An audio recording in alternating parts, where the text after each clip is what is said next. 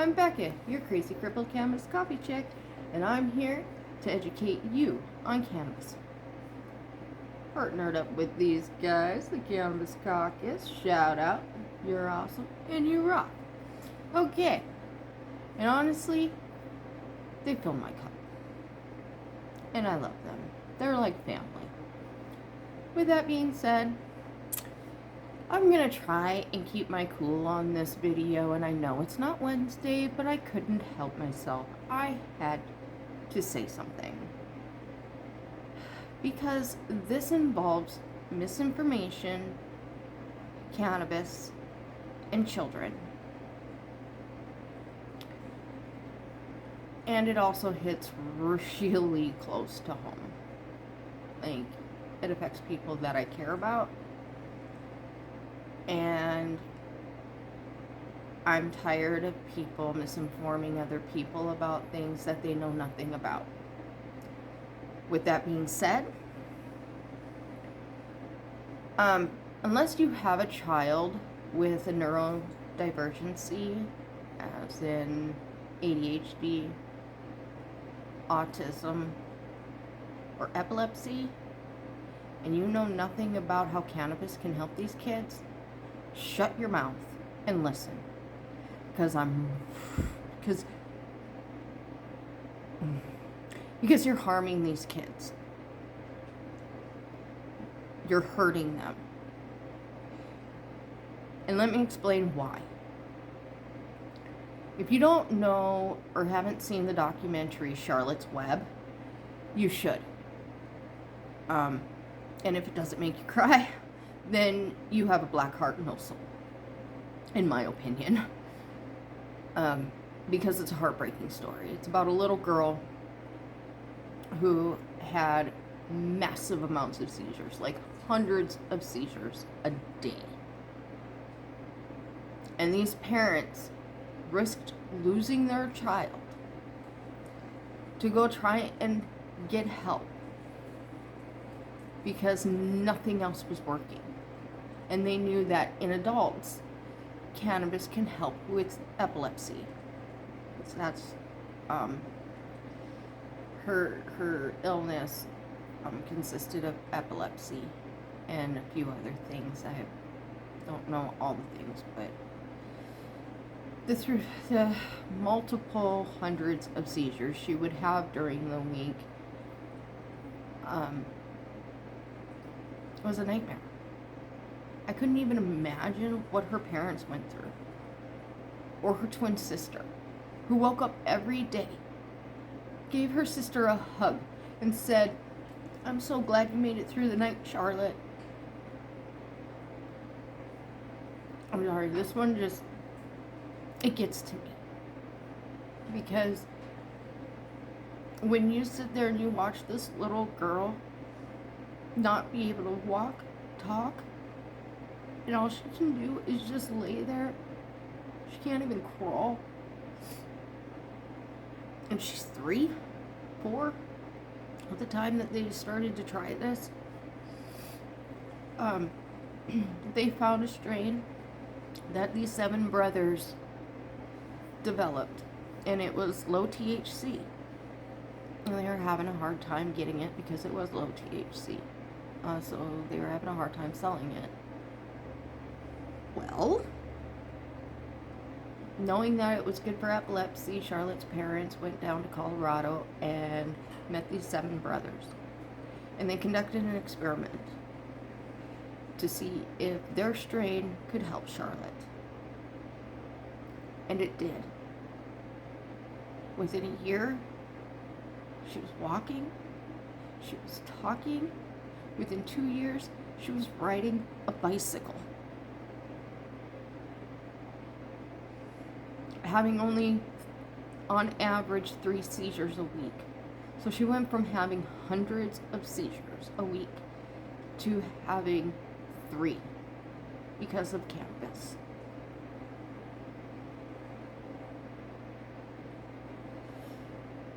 I have ADHD. I've been using cannabis since I was 20, so yeah, for 23 years I have been using cannabis.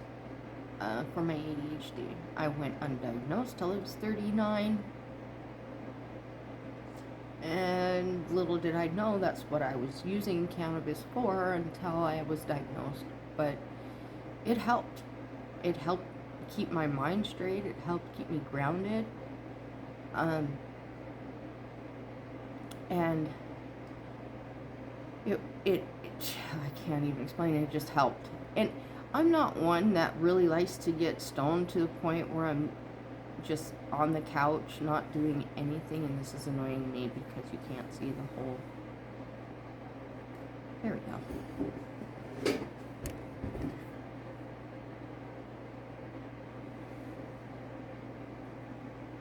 Okay, now you can see it. I'm sorry. I had to fix it. It was annoying me. ADHD. I wouldn't have been able to focus on anything but that if I wouldn't have fixed it. Okay. I digress. So Charlotte, I really helped her. It helped her a lot. And she's not the only one. With me with having ADHD, I wish I would have had cannabis when I was younger, because as an adult, I know it helps. And I've been using it for 23 years, like I said. Yeah, most of it illegally. And I've been arrested a couple times for it. Once for paraphernalia, and the second time I had 1.5 grams. They tried to say it was 3 grams, but I know it wasn't, because you can only put 3 grams in the container. It was about half empty, so. Fuck you. Learn how to do math. Okay, anyway. ADHD, and ADHD, as if you can't tell. But I wasn't diagnosed. My son was diagnosed before I was. And there were times, I didn't, but there were times where I was like, oh my God, I just want to give this kid a brownie. Ooh. Because he was on ADHD medication, which, by the way, I was lied to when I said I didn't want him on a stimulant. They lied to me and put him on a stimulant and said it wasn't. I have a huge problem with that to begin with, and I should have sued the fucking doctor for malpractice, because he lied to me about what he was giving my kid. At 5 years old. He is dosing him with meth at 5. And you can sit there and say, oh, it's different. No, it's not. The only difference between the shit they give your kid and the shit out on the street is the one chemical that makes it either a powder or a crystal. That's the only difference. That's it. It acts the same, and them coming down off of it is the same. I should know. I was a meth addict.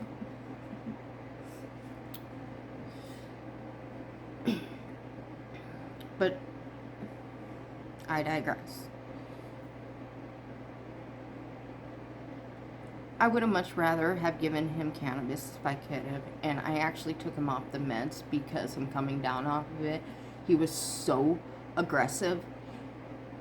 It wasn't funny. It was harmful to my entire family. To him, his brother, me, his sister.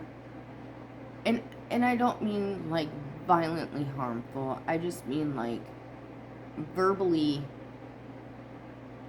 just angry. Just anger. Oh. And then there's the parents that I've talked to with kids with autism. And these kids are having sensory overloads and end up either banging their head on a wall or throwing themselves down in the middle of a grocery store aisle and start banging their head and kicking their feet and having a holy temper tantrum. And people are just walking by like, wow, that kid needs their ass beat. How do you know? How do you know that they're not having a sensory overload and they don't know how to communicate with it because their brain doesn't function like yours, you asshole? Did you ever think about that? No. No, you didn't. Because you don't live with it, so you don't think about those things. So stop talking about shit you don't know about.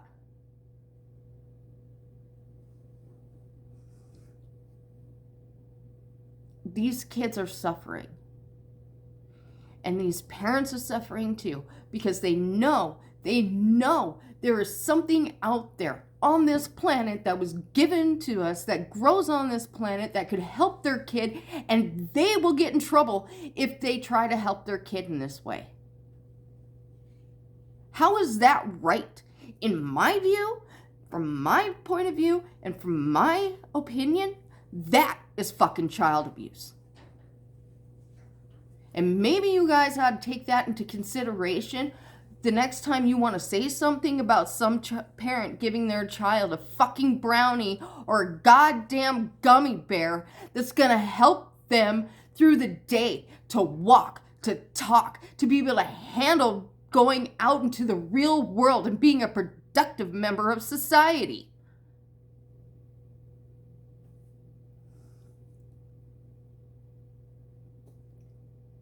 So like I said, if you don't live with that and you don't understand what you're talking about,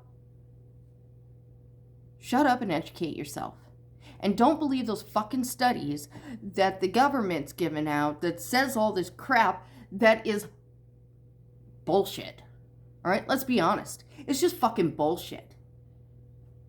They lied to you back in the 30s, they lied to you back in the 70s, and they're lying to you now.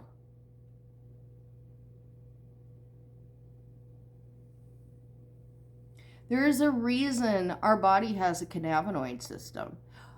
The dinosaurs ate fucking cannabinoids and cannabis and hemp and hops and all that stuff.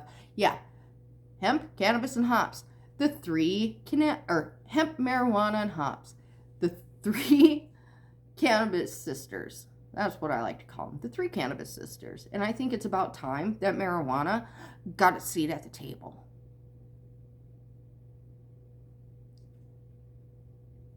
You know, and when it comes to our children, us parents shouldn't have to worry about losing our kids because we want to help them.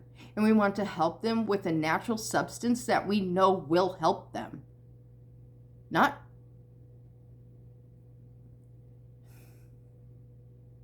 My child turns 19 in 6 months.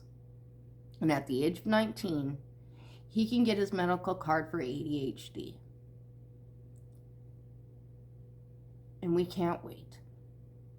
Because at the time, at this moment, he is able to use CBD. He is of the age where he can use CBD. So that has helped tremendously. It has helped with his schoolwork. It has helped with his anger control issues. It has helped with his focus. You know, oh gee, just like his mom. What? Nuh-uh. Nah, couldn't be. Okay, deep breath, Becca. Deep breath. You got this.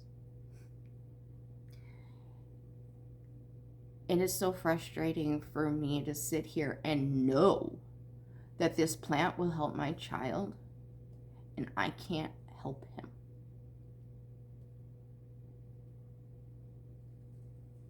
Because some white racist yuppie in the 1930s thought it would, 1920s, 1930s, thought it would be okay to start spreading misinformation.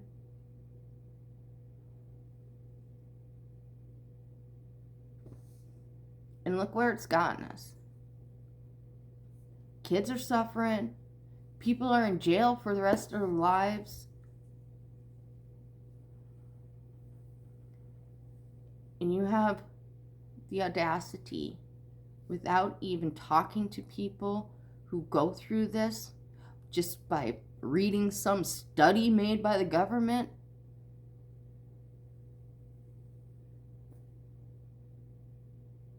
To tell people misinformation that is literally harming kids. Stop it. Just, come on. What are you doing? Just stop. Educate yourselves. And I don't mean going and reading reports. I mean, go out there and talk to these parents. Go out there and talk to these medical patients. Go out there and talk to these people who have been in jail for cannabis use. Please, go and do the right research, not just reading some fucking paper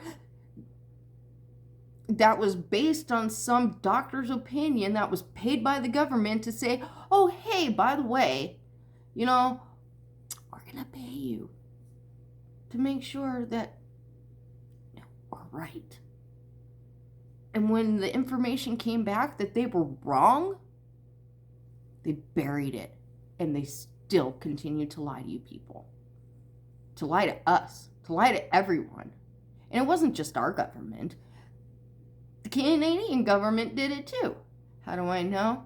Because next Wednesday, on Weed Wednesday, I'll be talking about the 1972 cannabis experiment in Toronto. That was done in Toronto. It was the only experiment at the time that was done on women.